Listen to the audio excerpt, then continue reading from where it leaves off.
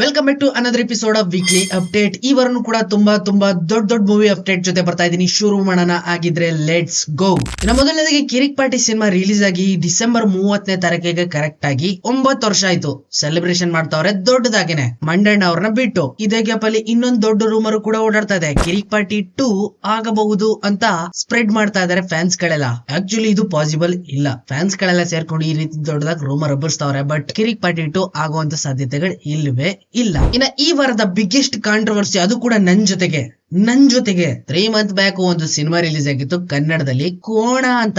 ಆ ಸಿನಿಮಾದ ರಿವ್ಯೂ ಕೂಡ ಮಾಡಿದೆ. ದುಡ್ಡು ಕೊಟ್ಟಿದ್ದೀನಿ, ನನ್ಗೆ ಅದರಿಂದ ಸ್ಯಾಟಿಸ್ಫೈಡ್ ಆಗ್ಲಿಲ್ಲ. ಆದ್ರೆ ಅದನ್ನ ರಿವ್ಯೂ ಮಾಡೋ ಅಂತ ಅರ್ಹತೆ ನನಗಿದೆ. ನನ್ ಸ್ಟೈಲ್ ಅಲ್ಲಿ ರಿವ್ಯೂ ಮಾಡಿದೆ ಆ ಸಿನಿಮಾನ.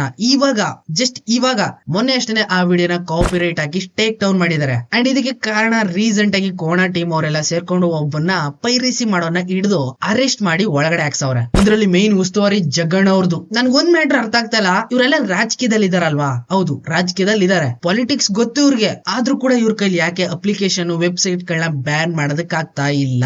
ಎಂತ ದೊಡ್ಡ ಸಿನಿಮಾಗಳೇ. ಸೂ ಫ್ರಮ್ ಸೋ ಸಿನಿಮಾ ತಗೊಳ್ಳಿ, ಯಾವ ಲೆವೆಲ್ ಅಲ್ಲಿ ಕಲೆಕ್ಷನ್ ಮಾಡ್ತು. ಆ ಸಿನಿಮಾ ರಿಲೀಸ್ ಆದ ಸಾಯಂಕಾಲನೇ ಪೈರೇಸಿನ್ ಕೂಡ ಬಂತು. ಹಾಗಂತ ಆ ಸಿನಿಮಾ ಏನಾದ್ರು ಲಾಸ್ ಆಯ್ತಾ? ಕಂಟೆಂಟ್ ಇಸ್ ದ ಕಿಂಗ್ ಅನ್ಕೊಂಡು ಒಳ್ಳೆ ಕಂಟೆಂಟ್ ನ ಕೊಟ್ರು, ಅದ್ರ ತಕ್ಕನಂಗೆ ದೋಚ್ಕೊಂಡ್ರು. 1 to ಡಬಲ್ ಅಲ್ಲ, ತ್ರಿಬಲ್ ಎಷ್ಟು 150 ಕೋಟಿ ಕಲೆಕ್ಷನ್ ಆಗಿರೋದು ಆ ಸಿನಿಮಾ. ಇನ್ನ ಇವರು ಕಂಟೆಂಟ್ ಮೇಲೆ ಫೋಕಸ್ ಮಾಡ್ತಾ ಇಲ್ಲ. ಹೆಂಗಾರ ಆಗ್ಲಿ ಏನೋ ಒಂದ್ ಸಿನಿಮಾ ಮಾಡ್ಬಿಡಾರ ಅಂತ ಈ ಮೆಂಟಾಲಿಟಿ ಇಟ್ಕೊಂಡು ಯಾವ್ದಾವ್ದೋ ಸಿನಿಮಾಗಳನ್ನ ಮಾಡ್ಬಿಟ್ಟು ಸಿನಿಮಾ ಚೆನ್ನಾಗಿಲ್ಲ ಅನ್ನೋರ್ ಮೇಲೆ ಸ್ಟ್ರೈಕ್ ಹಾಕೊಂಡ್ ಕೂತ್ಕೊಂಡು ಏನ್ ಸಿಗುತ್ತೆ ಇವ್ರಿಗೆ ಅಂತ ಅರ್ಥ ಆಗ್ತಾ ಇಲ್ಲ. ಎಕ್ಸಾಂಪಲ್ ಗೆ ಕರೆಕ್ಟ್ ಆಗಿ ಅರ್ಥ ಮಾಡ್ಕೊಳ್ಳಿ.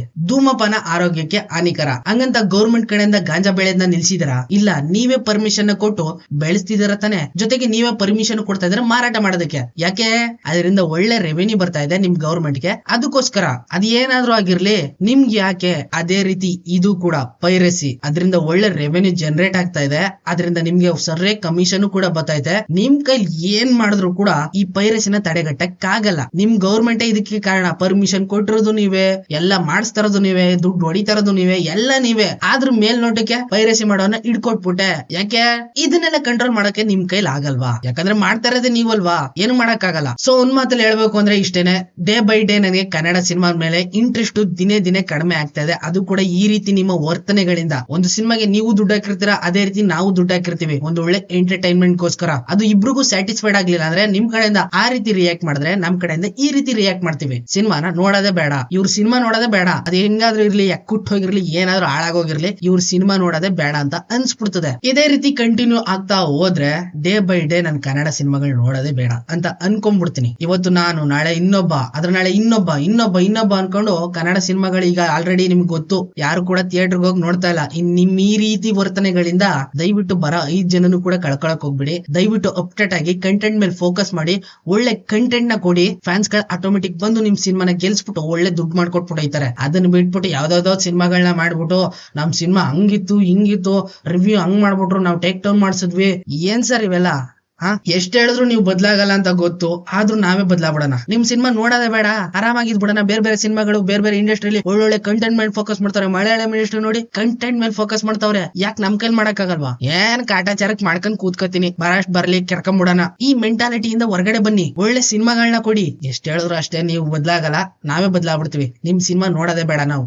ಇವ್ರದ್ದು ಇದ್ದಿದ್ದೆ ಮುಂದಕ್ಕೆ ಹೋಗೋಣ ನಾವು. ಇನ್ನ ದುರಂಧರ್ ಸೂಪರ್ ಹಿಟ್ ಆಗಿ ಒಳ್ಳೆ ಕಲೆಕ್ಷನ್ ಮಾಡಿದ್ಮೇಲೆ ಈ ಸಿನಿಮಾದಲ್ಲಿ ಆಕ್ಟ್ ಮಾಡಿರುವಂತ ಅಕ್ಷಯ್ ಖನ್ನಾ ಅವರ ಸಂಭಾವನೆ 1 to ಡಬಲ್ ಅಲ್ಲ, ಇಮ್ಯಾಜಿನೇ ಮಾಡ್ಕೊಳಕ್ ಆಗದಿರೋ ಲೆವೆಲ್ ಗೆ ಸಂಭಾವನೆನ ಜಾಸ್ತಿ ಮಾಡ್ಕೊಂಡ್ಬಿಟ್ಟವ್ರೆ. ಆಲ್ಮೋಸ್ಟ್ ದುರಂಧರ್ ಸಿನಿಮಾ ಮಾಡೋದಕ್ಕಿಂತ ಮುಂಚೆ ಅವ್ರ ಸಂಭಾವನೆ ಇತ್ತು ಬರೀ 2 ಕೋಟಿ. ಯಾವ್ದೇ ಸಿನಿಮಾ ಆಗಿರ್ಲಿ ಬರೀ 2 ಕೋಟಿ ಮಾಡ್ತಾ ಇದ್ರು. ಇವಾಗ ಈ ದುರಂಧರ್ ಸಿನಿಮಾ ಸೂಪರ್ ಹಿಟ್ ಆಗಿರೋದು ಕೂಡ ಅವರಿಂದಾನೆ, ಅವ್ರ ಆಕ್ಟಿಂಗ್ ಸ್ಕಿಲ್ ಇಂದಾನೆ, ಅವ್ರ ಎಕ್ಸ್ಪ್ರೆಷನ್ ಇಂದಾನೆ. ಆಲ್ಮೋಸ್ಟ್ ಆಲ್ ಅವರಿಂದಾನೆ ಈ ಸಿನಿಮಾ ಗೆದ್ದಿರೋದು. And main thing background music. ಇವಾಗ ಆಗಿದೆ ಇವ್ರ ಸಂಭಾವನೆ. ನೆಕ್ಸ್ಟ್ ಯಾವ್ದೇ ಸಿನಿಮಾ ಮಾಡಿದ್ರು ಕೂಡ 21 ಕೋಟಿ ಚಾರ್ಜ್ ಮಾಡ್ತಾರೆ ಒಂದು ಸಿನಿಮಾಗೆ. ಅಂಡ್ ಈ ವಾರದ ಹಾಟೆಸ್ಟ್ ನ್ಯೂಸ್, ಸಾಕ್ಷಿ ಸಿನಿಮಾ ಟೀಮ್ ಕಡೆಯಿಂದ ಆಲ್ರೆಡಿ 2 ಪೋಸ್ಟರ್ ಗಳನ್ನ ಬಿಟ್ಟಿದ್ರು. ಕಿಯಾರಾ ಅಡ್ವಾನಿ, ಉಮಾ ಕುರೇಶಿ ಇವರಿಬ್ರು ಪೋಸ್ಟರ್ ನ ನೋಡಿ ರಿಯಾಲಿಟಿಲಿ ಎಕ್ಸಿಸ್ಟ್ ಆಗುವಂತ ಕ್ಯಾರೆಕ್ಟರ್ ಗಳನ್ನ ಇನ್ವಾಲ್ವ್ ಮಾಡ್ಕೋತಾ ಇದಾರೆ. ನೆಕ್ಸ್ಟ್ ಲೆವೆಲ್ ಥಿಂಕಿಂಗ್ ಇದೆ ಅಂತ ಎಕ್ಸ್ಪೆಕ್ಟೇಷನ್ ತುಂಬಾನೇ ಜಾಸ್ತಿ ಆಯ್ತು. ಬಟ್ ಇವಾಗ ನಯನತಾರ ಹಾಗೇನೆ ತಾರಾ ಸಿತಾರಿಯಾ ಇವರಿಬ್ರು ಪೋಸ್ಟರ್ ನ ರಿಲೀಸ್ ಮಾಡ್ಬಿಟ್ಟು ಇನ್ನು ಎಕ್ಸ್ಪೆಕ್ಟೇಷನ್ ಡಬಲ್ ಜಾಸ್ತಿ ಮಾಡ್ಬಿಟ್ಟಿದ್ದಾರೆ ಟಾಕ್ಸಿಕ್ ಟೀಮ್ ಅವರು. ಇಲ್ಲಿ ನಯನತಾರ ಗಂಗಾ ಆಗಿ ಕಾಣಿಸ್ಕೊತಾ ಇದಾರೆ, ತಾರಾ ಸಿತಾರಿಯಾ ಅವರು ರೆಬೆಕಾ ಆಗಿ ಕಾಣಿಸ್ಕೊತಾ ಇದಾರೆ. ತುಂಬಾನೇ ನೆಕ್ಸ್ಟ್ ಲೆವೆಲ್ ಅಲ್ಲಿ ಲೇಡಿ ಗ್ಯಾಂಗ್ಸ್ಟರ್ ಗಳೆಲ್ಲ ನೋಡ್ಬೋದು ಈ ಸಿನಿಮಾದಲ್ಲಿ.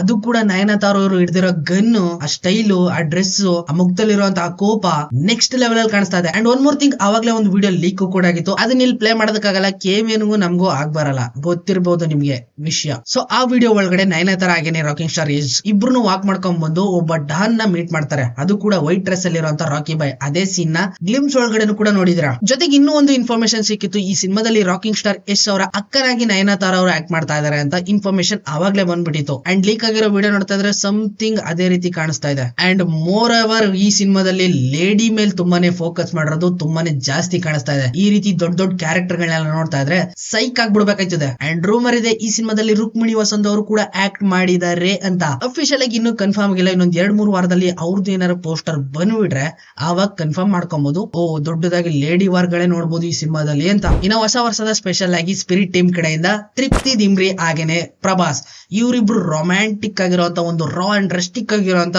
ಫಸ್ಟ್ ಲುಕ್ ನ ರಿಲೀಸ್ ಮಾಡಿದ್ರು. ಜೊತೆಗೆ ನಾನಿ ಅವರ ಪ್ಯಾರಡೈಸ್ ಸಿನಿಮಾ ಟೀಮ್ ಕಡೆಯಿಂದ ಕೂಡ ನಾನಿ ಅವರ ಡಿಫ್ರೆಂಟ್ ಲುಕ್ ನ ರಿಲೀಸ್ ಮಾಡಿದ್ರು. ಎರಡು ಟೀಮ್ ಗಳು ಕೂಡ ವೈಲೆಂಟೆಡ್ ಸಿನಿಮಾ ಯಾವ ಲೆವೆಲ್ ಅಲ್ಲಿ ಇರ್ಬೋದು ಅಂತ ಜಸ್ಟ್ ಥಿಂಕ್ ಮಾಡಿ ಸಾಕು. ಇನ್ನ ನಮ್ಮ ಕನ್ನಡದ ಭೂಮಿ ಶೆಟ್ಟಿ ಅವರ ಮಹಾಕಾಳಿ ಸಿನಿಮಾ ಬರ್ತಾ ಇದೆ, ಆಲ್ರೆಡಿ ನಿಮ್ಗೆಲ್ಲ ಗೊತ್ತಿರೋ ವಿಷಯ. ಹನುಮಾನ್ ಸಿನಿಮಾದ ಸಿನಿಮ್ಯಾಟಿಕ್ ಯೂನಿವರ್ಸ್ ಒಳಗಡೆ ಈ ಸಿನಿಮಾ ಬರ್ತಾ ಇರೋದು. ಸೊ ಇವಾಗ ಈ ಸಿನಿಮಾದ ಮೇನ್ ವಿಲನ್ ಆಗಿ ಅಕ್ಷಯ್ ಖನ್ನಾ ಅವರು ಆಕ್ಟ್ ಮಾಡ್ತಾ ಇದಾರೆ ಅಂತ ಅಫಿಷಿಯಲ್ ಆಗಿ ಮೂವಿ ಟೀಮೇ ರಿವೀಲ್ ಮಾಡ್ಬಿಟ್ಟಿದೆ, ಕನ್ಫರ್ಮ್. ಜೊತೆಗೆ ಕಾನ್ಸೆಪ್ಟ್ ಆರ್ಟ್ ಹಾಗೇನೆ ಕೆಲವೊಂದಷ್ಟು ಸೆಲ್ಫಿ ಫೋಟೋಗಳನ್ನು ಕೂಡ ನೋಡಬಹುದು ನೀವು. ತುಂಬಾನೇ ದೊಡ್ಡ ಲೆವೆಲ್ ಅಲ್ಲಿ ಹೆಸರು ಮಾಡಿರುವಂತಹ ದಿ ಕೇರಳ ಸ್ಟೋರಿ ಸಿನಿಮಾನ ಇದುವರೆಗೂ ನಾನು ನೋಡಿಲ್ಲ, ನೋಡೋದಕ್ಕೆ ಟೈಮ್ ಕೂಡ ಸಿಕ್ಕಿಲ್ಲ, ನಿಧಾನಕ್ಕೆ ನೋಡೋಣ.